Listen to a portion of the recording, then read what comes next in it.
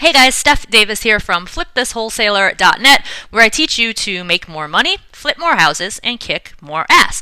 Welcome to another Q&A Tuesday. My question today actually was a comment that was posted on my blog last week after I posted another video where I was talking about no and low cost strategies for getting leads for sellers. So in the video, I was talking about a good friend of mine who's a very successful investor in Maryland. His name is Steve Kavanaugh, and on one of our recent coaching calls, he was talking about a strategy that he's been using for many years now.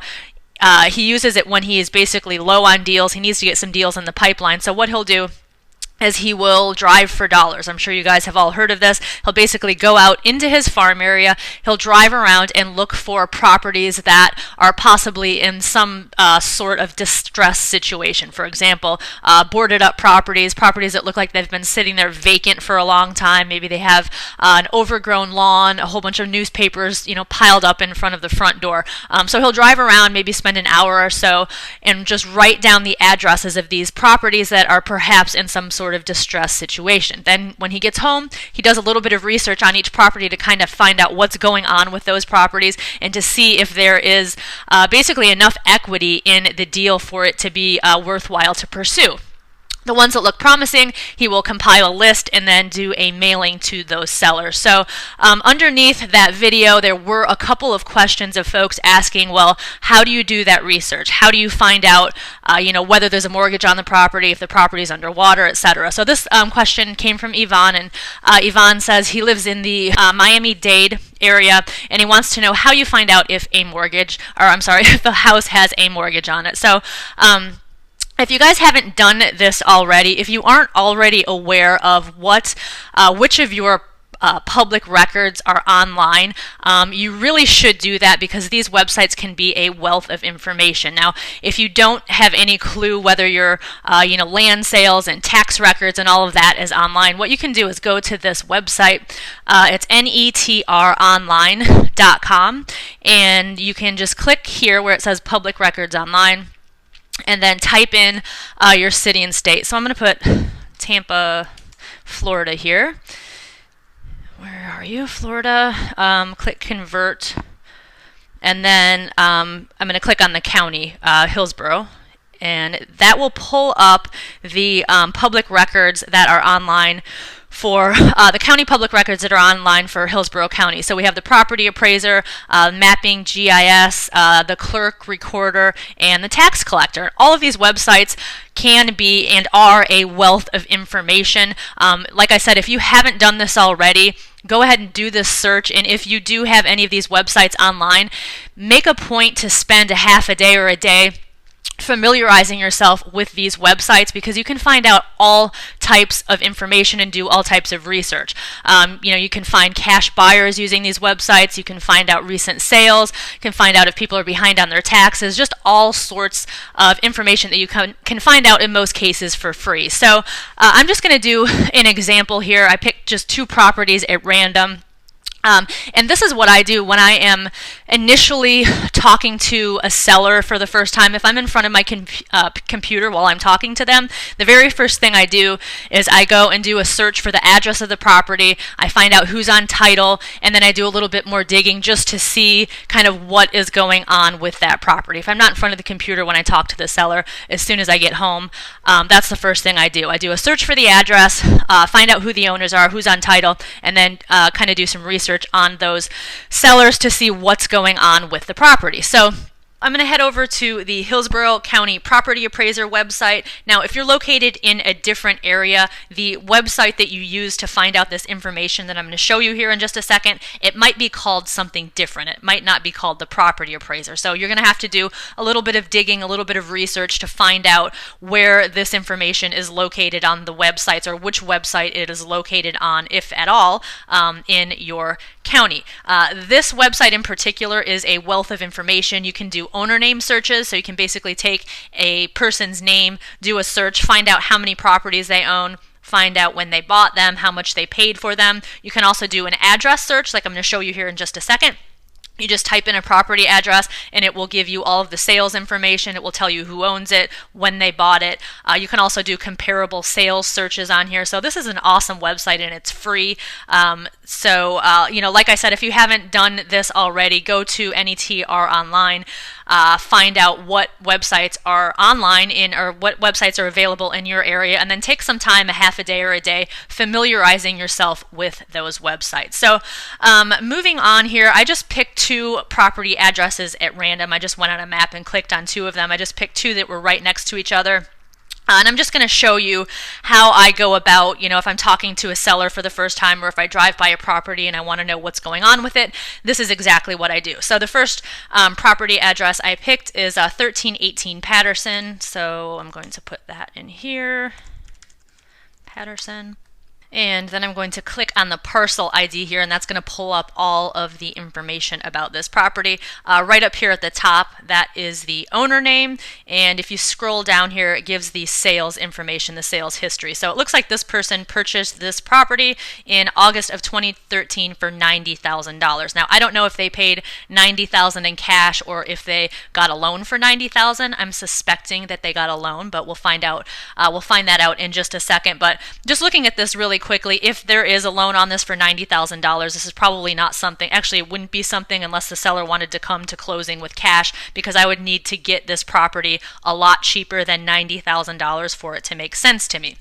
But we're going to go find out. I'm just going to show you how you can find out if there is a loan on this property. Now, what I do is I look at the this information right here where it says the subdivision. It says Wilma South, because I'm going to head over now to the recorder website, the Hillsborough County Recorder website. On that website is where you will find deeds. That's where deeds show up that are recorded. You can also find if there are any liens against a property, mortgages, etc.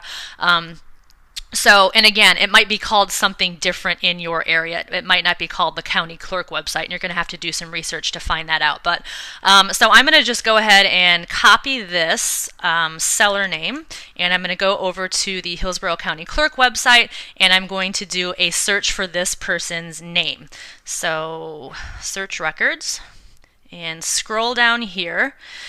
And you'll see there's a deed here and 2 mortgages. And then if you look over here at the legal, this is what I was saying that I look at here.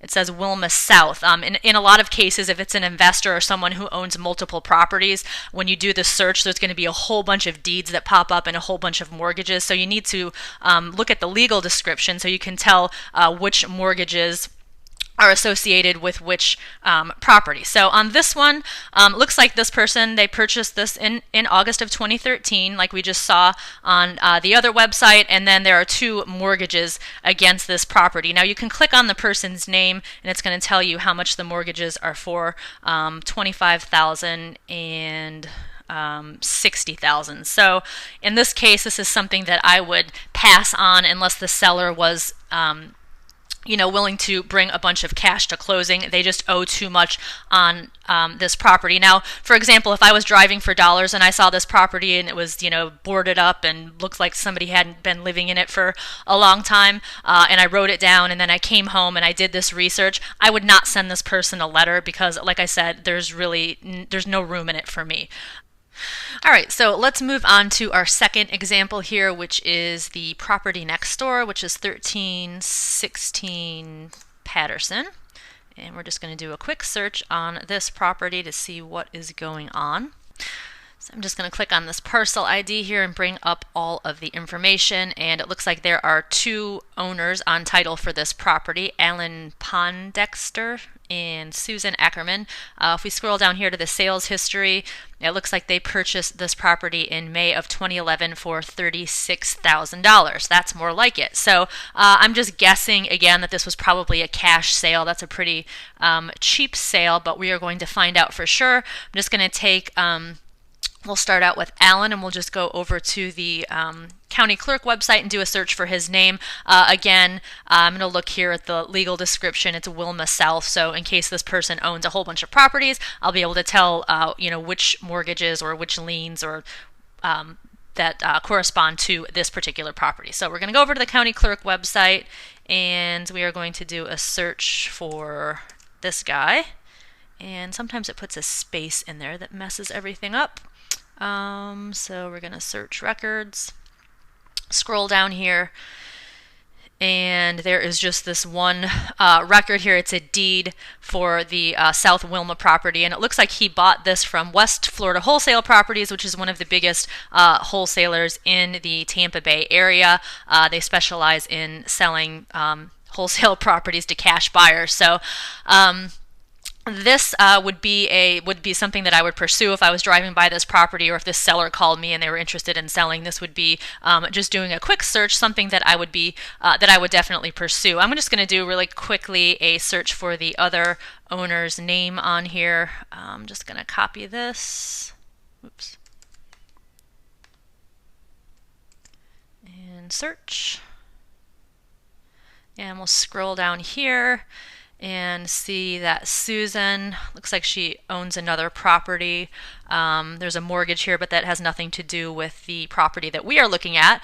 If you look over here at the legal description, here's that South Wilma property. There are no mortgages associated with this property. So again, this would be something they paid like 30-some grand for it back in 2011. There are no mortgages on it. This would be something that I would definitely pursue. So I don't have time to get into this right now, but this website, in conjunction with the Property Appraiser website, are also awesome tools for finding buyers, for finding cash buyers. If you guys have any interest or would like to learn more about that, and you haven't gotten a hold of my Cash Buyer Ninja product, I would highly recommend doing that. It's basically 3.5 hours of video training just like this, where I show you how to use not just these websites, but other websites online. It's all free. You can do it all just sitting in your desk, and you can build a really hot, fresh list of cash buyers in your area very quickly and on the cheap. So if you haven't gotten your hands on that, like I said, I would highly recommend doing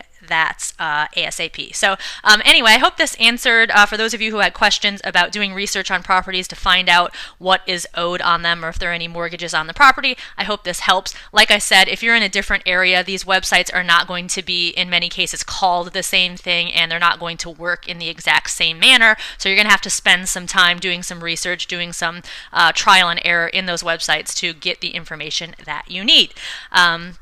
If any of you have further questions or would like to add anything to what I've already said here, feel free to leave a comment below this video in the comment section on my blog. If you're watching this on YouTube, I have the comments disabled because it's just too confusing for me to go back and forth from my blog to YouTube to Facebook. So if you're watching this on YouTube and you have a comment or question, just head to my blog. It's flipthiswholesaler.net, and I would be happy to hear from you.